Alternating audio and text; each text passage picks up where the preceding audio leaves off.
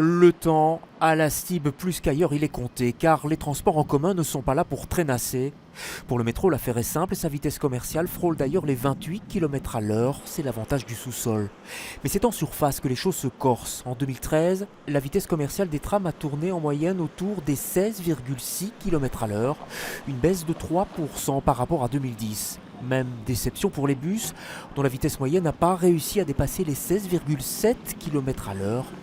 Et les raisons sont multiples. Premièrement, il y a déjà un engorgement croissant dans la région bruxelloise. Il y a également, on constate une anarchie, c'est-à-dire finalement des gens qui se garent en double fil, qui utilisent les bandes de bus.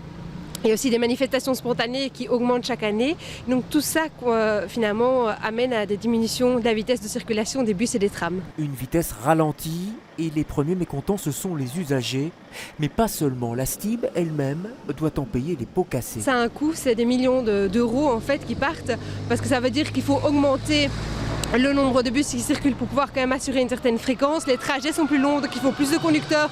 Tout ça a un coût important et donc c'est vraiment un point majeur où on demande vraiment aux gens de respecter les bancs de bus, de ne pas se garer sur les voies de tram, ce genre de choses. Une embellie toutefois pour la Stib. Elle a pu compter en 2013 sur 6 millions de voyages en plus que l'année précédente. Et c'est le métro qui absorbe à lui seul 39% de tous les voyages. Plus rapide et plus fréquenté, c'est donc lui le champion, toute catégorie.